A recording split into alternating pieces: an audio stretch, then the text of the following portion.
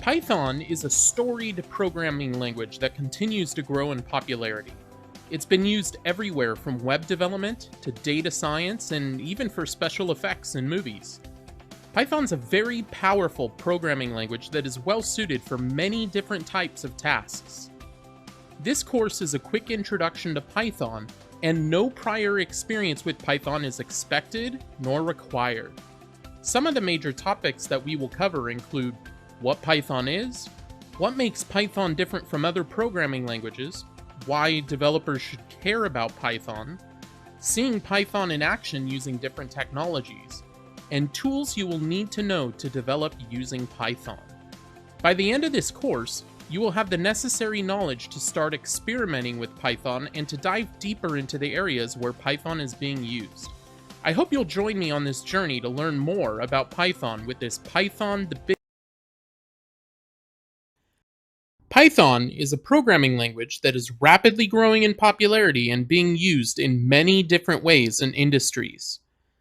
In this module, we will discuss what Python is to help provide the foundation for the rest of this course. In other modules, we will cover the many different places Python is being used, how you can get started using Python, and common tools and resources that will help you on your Python journey. Before you know it, you will be a Pythonista in form and spirit. So with that said, let's get started.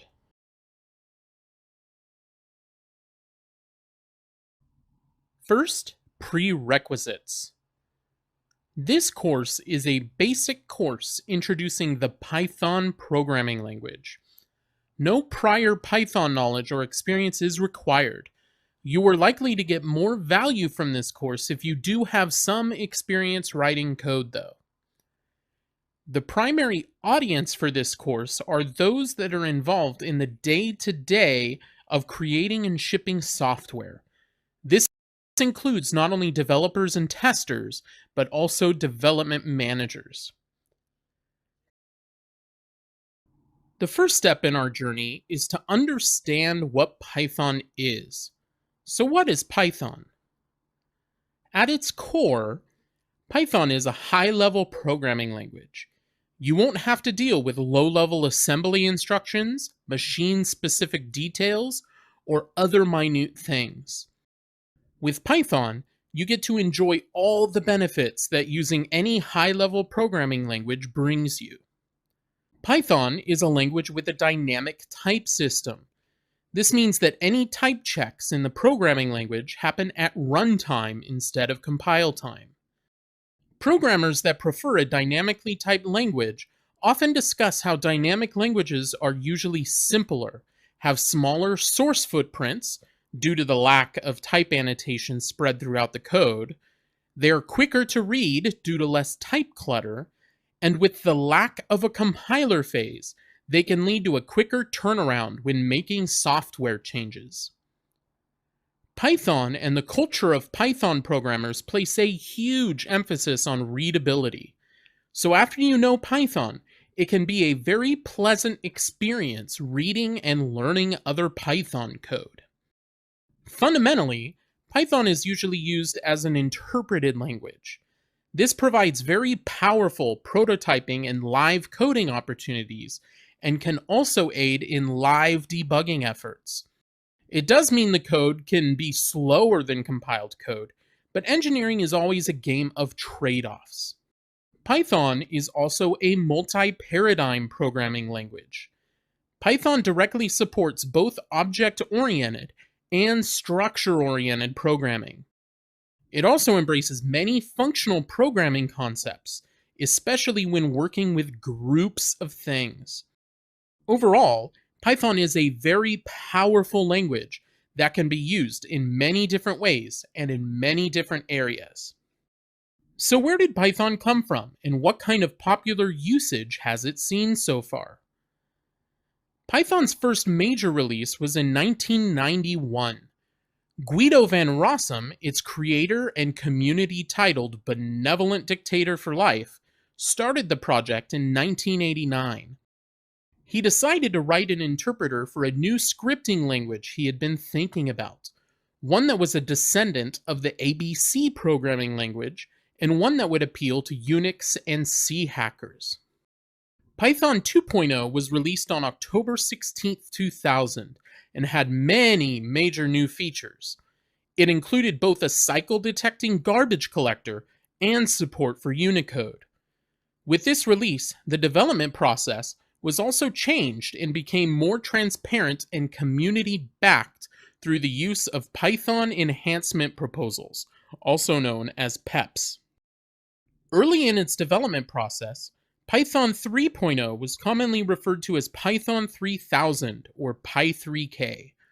It was a major backward incompatible release and was initially released on December 2008 after a long period of testing. Now, many of its major features have been backported to the backwards compatible Python 2.6 and 2.7 version series. Along the way, there have also been many cool usages of Python as well. In 1999, Python was used as a scripting language to help make special effects by Industrial Light and Magic on the movie Star Wars: The Phantom Menace. Also in 1999, Anaconda was introduced as the new installer technology for Red Hat Linux. Anaconda itself was created with Python. In 2003, the modeling application Blender 2.26 was released, its first free public release, even though it was created in the mid to late 90s. Blender uses Python as a scripting language for building Blender add-ons and to otherwise extend Blender functionality. Then in 2011, Google released Google App Engine. Python was one of the first major languages supported for building applications on Google App Engine. Over its many years of usage, as you can see, Python has grown increasingly powerful, very capable, and used in many different areas.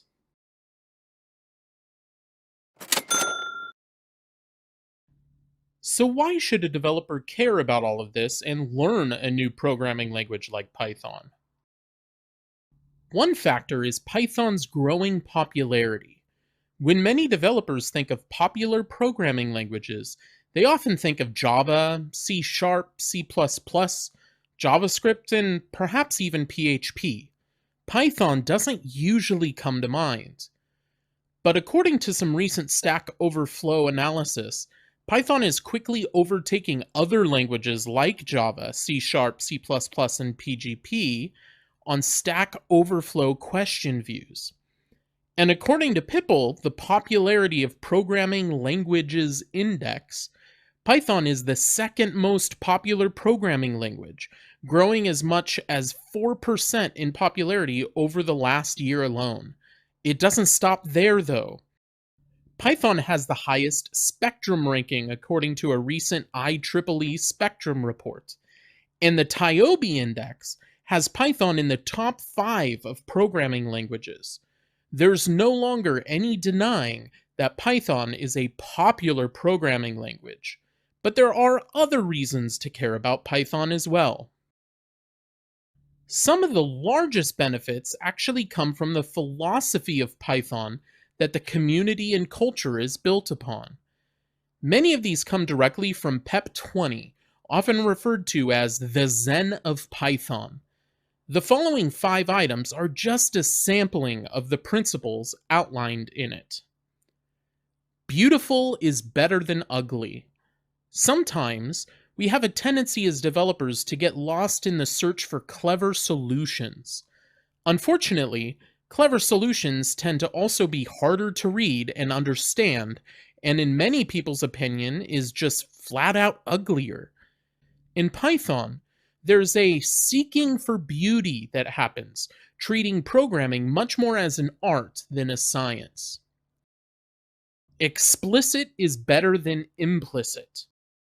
Implicit assumptions or features are problematic. They decrease the ability to read code, and it becomes more difficult for other developers to understand what you are trying to do. Simple is better than complex. As developers, we can often be our own worst enemies. Let's admit it. We sometimes go for the more clever or smart solution, That's the easy thing to do, though. Simple is hard. Distilling a problem down to its core essence and finding a simple solution is incredibly difficult to do. We often fall short of this goal as developers, though, incurring tech debt in the process. As Alan Kay says, perspective is worth 80 IQ points. Complex is better than complicated. It's not always possible to avoid complex solutions. Sometimes a problem itself is complex. This is referred to as necessary complexity. But when a solution needs to be complex, that doesn't mean it needs to be complicated. Complication often stems from one piece of code dealing with many different things at once. In Clojure, a different programming language, Rich Hickey has termed this as complecting many different things together. They become intertwined and braided together. This makes the code more difficult to work with, more difficult to refactor, to test, and even harder to understand in the first place. To understand a single piece of code, we have to keep many different concepts in mind all at the same time. The last one we'll discuss here is that readability counts. You'll notice in many of the preceding 4 points that a common underlying tie is the focus on readability and being able to understand code. Most of the cost of software comes in maintaining the software. Anytime we can make code easier to read and understand, we are helping address this most expensive cost of developing and delivering software. We not only save pain for other developers, but we also help our future selves when we need to come back and work with the code we have already written. A focus on readability also helps make the code easier to discuss with other developers. To quote Tony Hoare, there are 2 ways to write code. Write code so simple there are obviously no bugs in it, or write code so complex that there are no obvious bugs in it. By focusing on readability, we are striving to write code that is so simple there are obviously no bugs in it. And these are just a highlight of the top values. There are more that come along with this. Given the popularity of Python, the power of its community and culture, and the foundational principles that Python code is built on, I think it's a very powerful and capable high-level programming language that every developer should take seriously and have fun playing around with.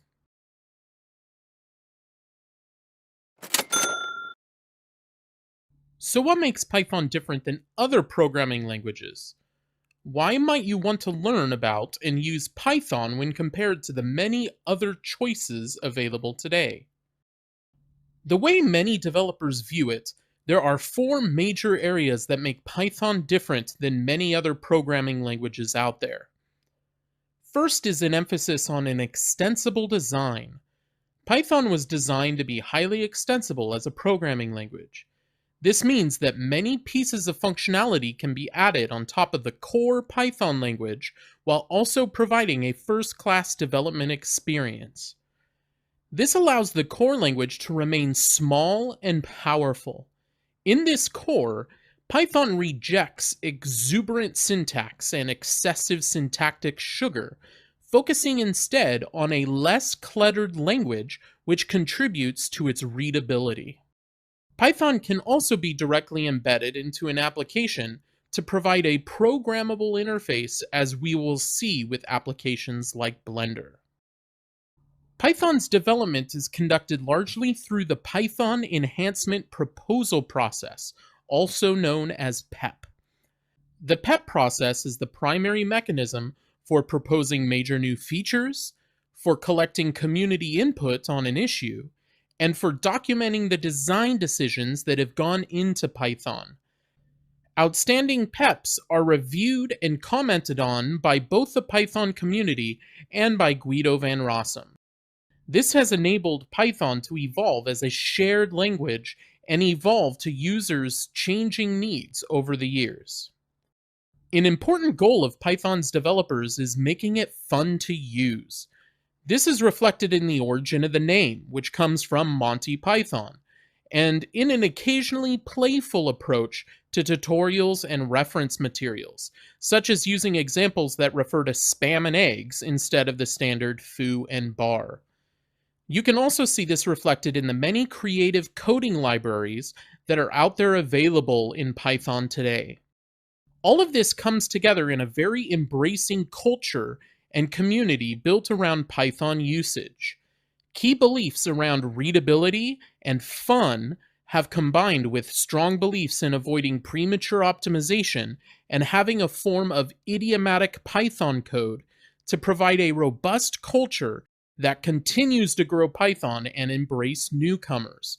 It's always a great time to become a new Python developer.